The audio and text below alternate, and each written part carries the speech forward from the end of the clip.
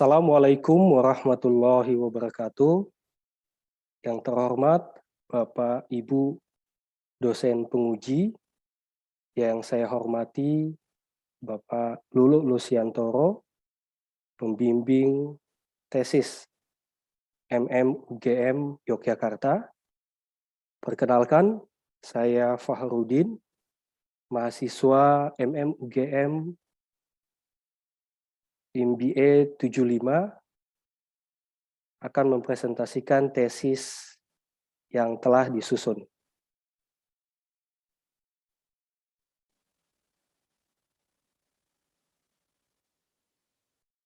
Tesis kami berjudul Analisis Perpindahan Moda Shifting, Angkutan Barang dari Jalan Raya ke Rel Kereta. Studi kasus Cikarang Depok. Tesis kami dibimbing langsung oleh Bapak Lulu Lusiantoro, SE, MSc, PhD.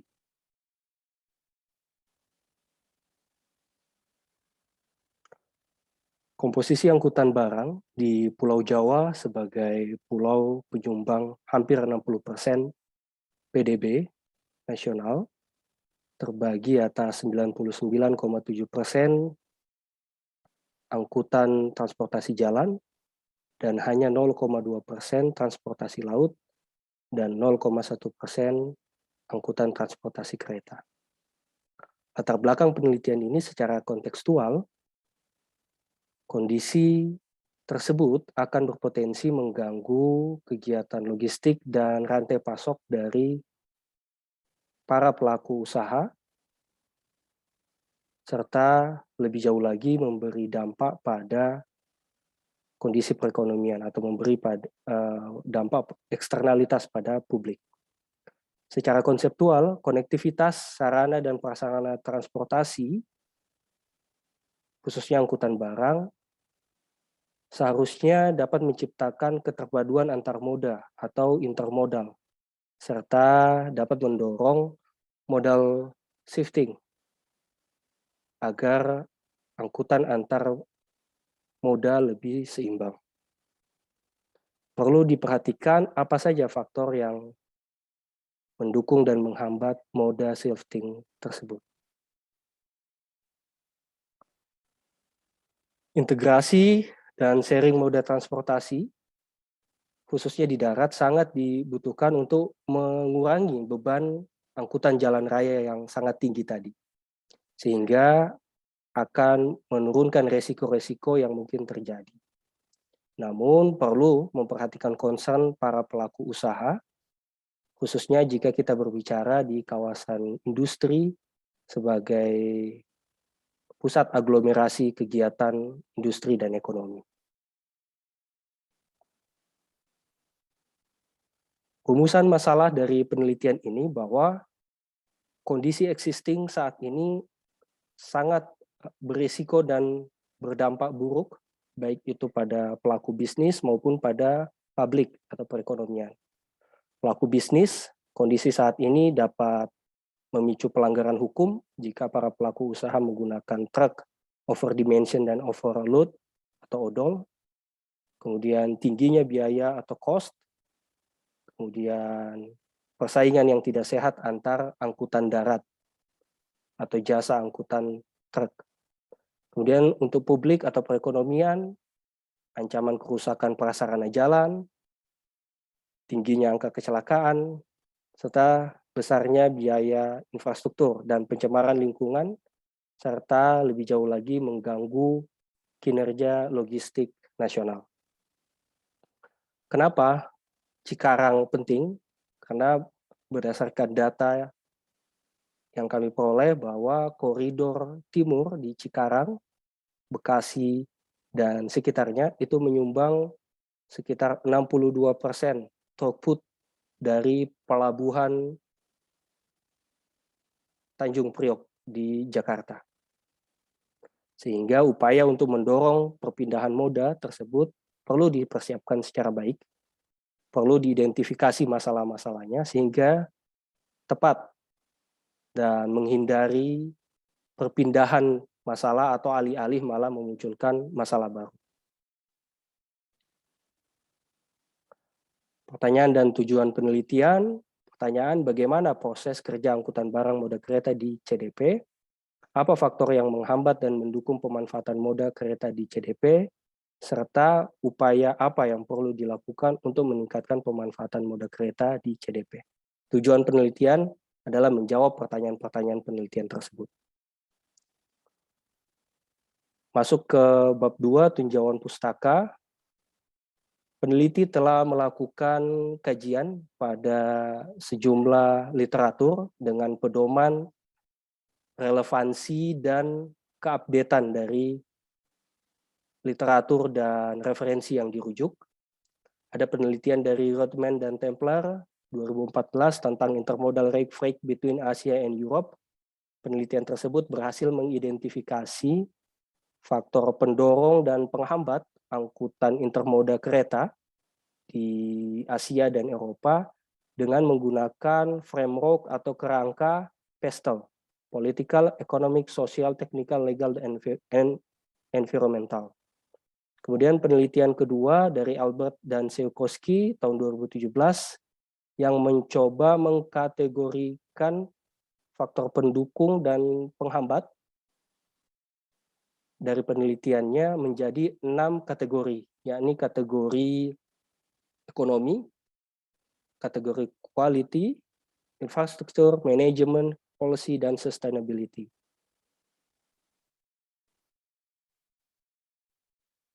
Nah, pada penelitian kali ini mencoba menggunakan framework dari Albert dan Seukowski tersebut dengan mencoba mengidentifikasi faktor pendukung dan penghambat di lapangan ke dalam 6 kategori atau framework yang telah disusun oleh penelitian sebelumnya. Metode penelitian, desain penelitian ini adalah studi kasus dengan deskriptif kualitatif. Objek penelitian adalah kegiatan angkutan barang di kawasan industri Cikarang dan sekitarnya. Informan berasal dari operator depot, operator kereta, serta regulator pemerintah. Metode yang dilakukan dalam penelitian ini adalah wawancara, observasi, dan analisis dokumen. Metode analisis data, peneliti menggunakan alat analisis kualitatif dengan perangkat lunak atau software NVivo. Penulis melakukan proses dengan cara pertama melakukan manajemen data terhadap literatur rujukan, kemudian dokumen perusahaan dan transkrip wawancara yang telah diperoleh. Kemudian peneliti melakukan pengkodean, pengklasifikasian atribut, serta menyimpulkan data-data sesuai dengan kategori individu atau kategori organisasi. Kemudian dilakukan analisis data. NVivo berfungsi sebagai alat bantu, sedangkan analisis utama dilakukan oleh peneliti, sebagaimana konsep dari penelitian kualitatif di mana alat analisis utama adalah peneliti itu sendiri. Kemudian dengan bantuan NVivo dilakukan visualisasi. Di sini salah satu contoh visualisasi dari literatur rujukan penelitian sebelumnya yang coba dibuat semacam pohon cabang tentang faktor pendukung dan penghambat penggunaan kereta.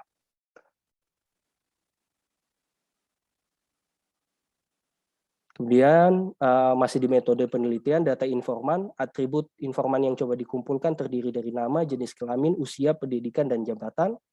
Kemudian daftar informan yang berhasil diperoleh dari operator dryport, dari operator kereta, dan dari regulator. Khusus untuk perusahaan ekspedisi, PT KAI Logistik atau KALOG, penulis tidak berhasil mendapatkan akses karena beberapa hambatan penelitian. Masuk ke isi dan pembahasan tentang Cikarang Depot, berlokasi di kawasan industri Bekasi, Karawang. CDP adalah perusahaan milik PT Jababeka dan dioperasikan oleh 2 anak usahanya, yakni PT Cikarang Inland Port dan PT Gerbang Teknologi Cikarang. Di CDP sendiri ada 3 bisnis utama, yakni bisnis terminal, bisnis transportasi, dan bisnis logistik, properti logistik.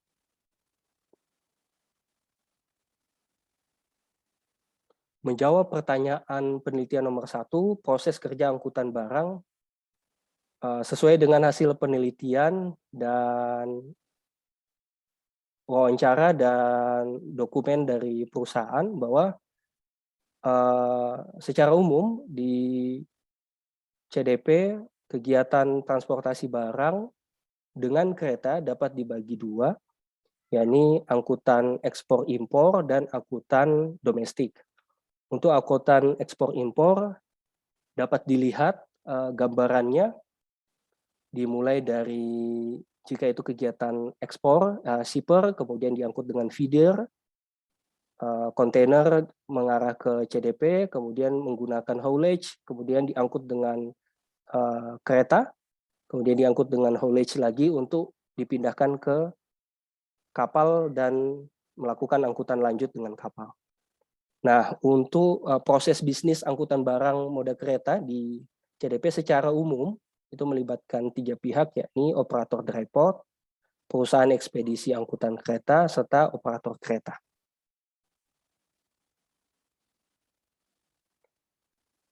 Pembahasan terkait dengan faktor penghambat dan pendukung pemanfaatan moda kereta. Faktor penghambat menjadi fokus dalam penelitian ini sebagai faktor yang paling berdampak pada pemilihan moda angkutan kereta. Hal ini terlihat dari nilai rujukan atau references sebanyak 108 kali dalam wawancara dibandingkan dengan faktor pendukung sebanyak 32 kali. Hasil penelitian ini juga mengkonfirmasi penelitian sebelumnya yang menyatakan bahwa faktor penghambat dapat menjadi efek bias bagi pihak pengambil keputusan, sehingga mempengaruhi persepsi dari para pelaku usaha. Nah, dalam penelitian ini penulis berhasil mengumpulkan 6 kategori masing-masing pada faktor penghambat dan pendukung dengan tiap subkategori.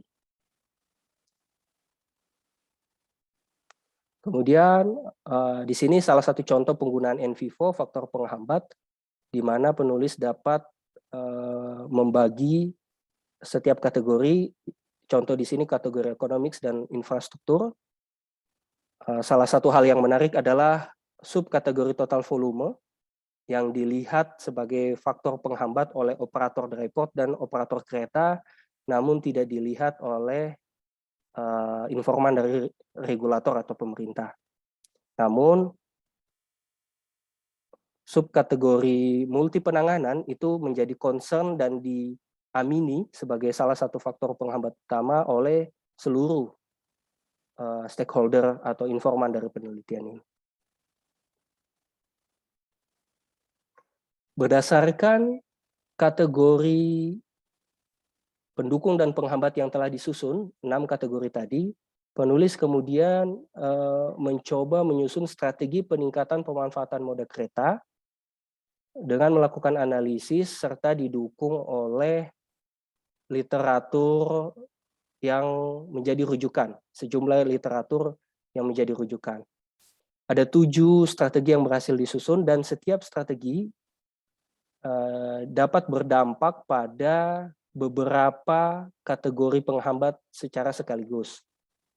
Sebagai contoh, strategi pertama terkait peningkatan konektivitas infrastruktur intermoda dapat berdampak pada faktor penghambat kategori infrastruktur, kategori ekonomi, serta kategori manajemen.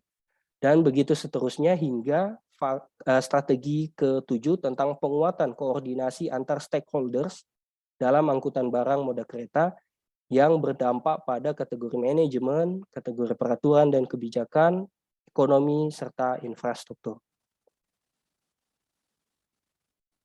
Kesimpulan, angkutan barang moda kereta di CDP secara umum melibatkan pengelola dry port sebagai pengguna layanan, PT Kalok sebagai penyedia jasa ekspedisi, serta PT KAI sebagai operator kereta. Kegiatan angkutan barang dapat dibagi menjadi dua, yakni kegiatan ekspor-impor dan domestik. Dalam proses angkutan barang, moda kereta menjadi transportasi shuttle, rute station to station, serta proses tersebut dilengkapi dengan moda truk sebagai angkutan haulage. Kesimpulan kedua, faktor penghambat dan pendukung dapat dikategorikan menjadi 6 kategori seperti yang sudah disebutkan sebelumnya. Faktor penghambat menjadi concern semua pihak dalam angkutan barang.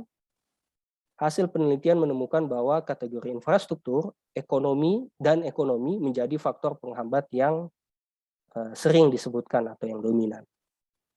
Strategi meningkatkan pemanfaatan moda kereta yang disusun berdasarkan identifikasi faktor pendukung dan penghambat yang telah dikumpulkan sebelumnya, dan terdapat 7 strategi, yakni pertama peningkatan konektivitas infrastruktur intermoda, kedua peningkatan sarana dan prasarana kereta, ketiga mendorong peningkatan volume muatan kereta, keempat pembatasan angkutan jalan raya atas barang dan tujuan tertentu, kelima mendorong kebijakan angkutan barang ramah lingkungan, keenam peningkatan layanan kereta untuk angkutan barang, serta ketujuh penguatan koordinasi antar pihak atau stakeholder dalam pengangkutan barang moda kereta.